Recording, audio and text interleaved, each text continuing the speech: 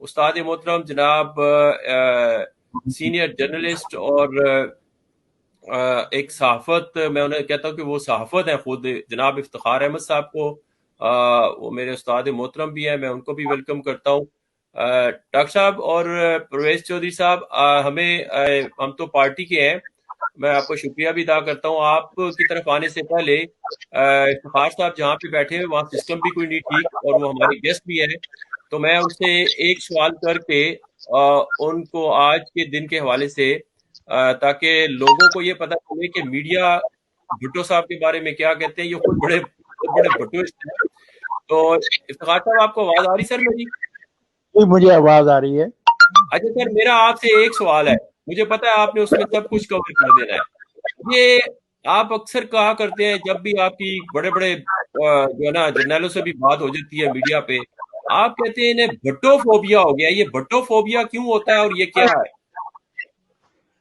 دیکھیں، یہ بھٹوفوبیا ایک ایسی چیز ہے، اس کو سمجھنے کے لیے ہمیں تاریخی طور پہ اس سارے دور کو دیکھنا پڑے گا جو 70s کا دور ہے، 60s کا اور 70s کا، کہ اس دور کے اندر پاکستان کے اندر کیا ہو رہا تھا اور پاکستان کے باہر کیا ہو رہا تھا۔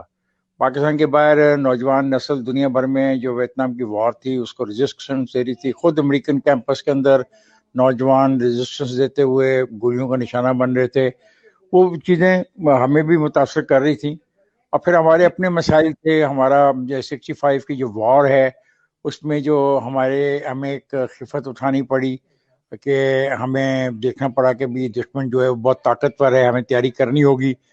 اس جی میں لوگوں کا یہ خیال تھا کہ ہم اور آگے جا سکتے تھے، ابھی ہمیں اتنی جلدی اس کو سیز فائر نہیں کرنا چاہیے تھا۔ یہ ایک سوچ تھی، ایک فکر تھی، جی اور سمجھا جاتا ہے کہ ذوالفقار علی بھٹو بھی اس سوچ اور فکر کے حامی تھے۔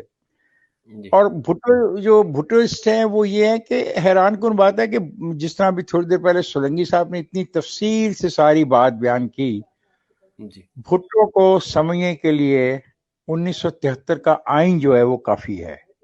اگر آپ 1973 کے آئین کو دیکھیں اور اس وقت کی فیڈریشن کی جو نمائندے تھے ان کو دیکھیں، کتنے قداور شخصیات تھیں، ان تمام قداور شخصیات کی موجودگی میں اور ان کے تعاون سے ذوالفقار علی بھٹو نے اختلافی نوٹ کے باوجود ایک ایسا آئین بنایا جس کو عامر نہیں توڑ سکے، اس کو نہیں ختم کر سکے۔ یہ ہے ذوالفقار علی بھٹو اور اس دور کے تمام پالیٹیشنز کی کامیابی، اور وہ یہ کریڈٹ ان کو جاتا ہے۔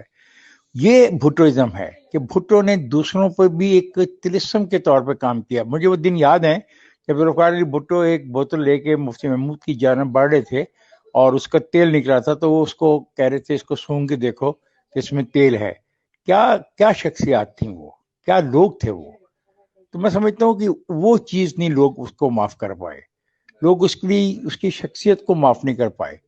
اس نے جو ایک لوگوں کو، غریبوں کو جو ایک زبان دی، حق دیا، یعنی کہ زمین جو پہلے جو غریب تھا وہ گاؤں میں بے زمین تھا، وہ اپنا جو اس کی جو کٹھیا ہوتی تھی، جو اس کا گھر ہوتا تھا، وہ بھی جاگیردار کی زمین پر تھا۔ جب جاگیردار چاہتا تھا اس کو اس گھر سے نکال دیتا تھا۔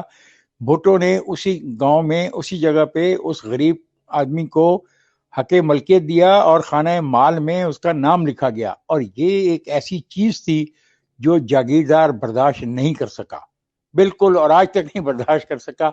پھر ذوالفقار علی بھٹو کا جو لبرل ایٹیچیوڈ تھا اور جو اپنا اسلامی سوشلزم کی وہ بات کرتے تھے، اس کو لوگ نہیں بھول سکتے، اس کے مخالفین۔ اور لیکن آج وہ ریلائز کرتے ہیں، بڑے مزے کی بات ہے کہ سارے مخالف آج کہتے ہیں کہ وہ ایک بہت بڑی ویژنری شخصیت تھی۔ اگر آج کے اخبارات آپ اٹھا کے دیکھ لیں پاکستان کے، تو ان کے مخالفین جو بدترین مخالف زندہ ہیں آج بھی، صحافیوں میں خاص طور پہ، وہ یہ کہنے میں اور محسوس نہیں کرتے کہ he was a very great personality. تو یہ ہے وہ بھٹوازم جو چل رہا ہے، وہ یہ چلتا رہے گا، اور وہ پھانسی چڑھ گیا لیکن وہ امر ہو گیا۔ یہ ہے بھٹوازم۔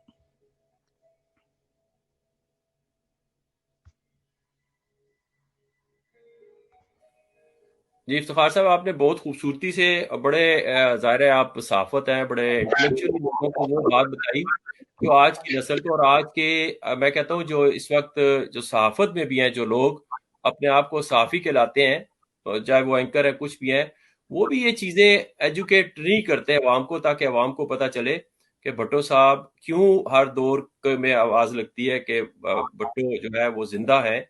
اور آپ اگر کچھ اور آج کی سالگرہ کی مناسبت سے کہنا چاہیں سر شارٹلی، کہ میں آپ کا ٹائم نہیں لینا چاہتا ہوں۔ ابرار، میں یہ کہنا چاہوں گا آپ کے ذریعے اور تمام نوجوانوں کو کے لیے کہ اب وقت آ گیا کہ پاکستان میں ہم اسٹوڈنٹس یونین کو بحال کر دیں۔ یہ نوجوان نسل جانے کہ ذوالفقار علی بھٹو کون تھا۔ ذوالفقار علی بھٹو کی کتاب ہے اف آئی ایم اسیسینیٹڈ۔ اگر یہ نئی نسل صرف وہ کتاب پڑھ لے تو ذوالفقار علی بھٹو کو سمجھنے میں کوئی مشکل نہیں ہوگی۔ میں نہیں کہتا کہ ان کے لیکچرز پڑھیں، ان کی اور تقاریر پڑھیں، ان کی جو ساری زندگی کے اصول کی خاطر انہوں نے گزاری، اس میں جو ان کی کامیابی ان کو دیکھیں۔ صرف اف آئی ایم اسیسینیٹڈ پڑھ لیں تو ساری بات سمجھ آ جائے گی کہ پاکستان کی سوسائٹی میں کیا جنگ جاری ہے اور پاکستان کی سوسائٹی میں کیا جنگ جاری رہے گی۔ یعنی ذوالفقار علی بھٹو نے جب وہ کتاب لکھی وہ جیل میں تھے، ان کو پھانسی ہو گئی، اور آج بھی جب وہ کتاب میں پڑھتا ہوں تو مجھے لگتا ہے یہ کل کا واقعہ ہے، یہ کل کی بات ہے۔ تو سو نوجوان نسل کو پڑھنا چاہیے، پھر نوجوان نسل ایک آزاد رائے قائم کر رہے۔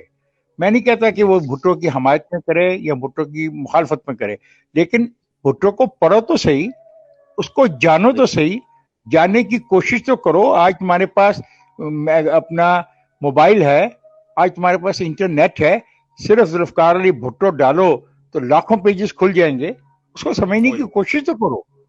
اگر نہیں سمجھو گے تم زیادتی کرو گے، تم اپنے آپ سے زیادتی کرو گے، تم تاریخ کے اس حصے سے ہمیشہ کے لیے محروم رہو گے جو پاکستان کی تاریخ کے وہ 10 سال ایک تاریخی 10 سال ہیں جو 67 سے لے کر ذوالفقار علی بھٹو کی پھانسی تک کے سال ہیں۔ جی بہت شکریہ سر، آپ نے یہ جو ہے وہ سمندر نہیں بلکہ دریا نہیں بلکہ سمندر کو کوزے میں بھر دیا۔ آپ کا بہت شکریہ سر، یہ تاریخی آپ کے الفاظ یاد رہیں گے، اور یہ سجیشن جو ہے یہ واقعی یہ بڑی لیک کرتی ہے اسٹوڈنٹس یونین کی، اور آج کا نوجوان وہ بھٹو کو پڑھ لے سمجھ لے تو پاکستان کی کایا بدل جائے۔ بہت شکریہ افتخار صاحب آپ کا، استاد محترم، انشاءاللہ آپ سے بہت رابطہ رہے گا پھر انشاءاللہ۔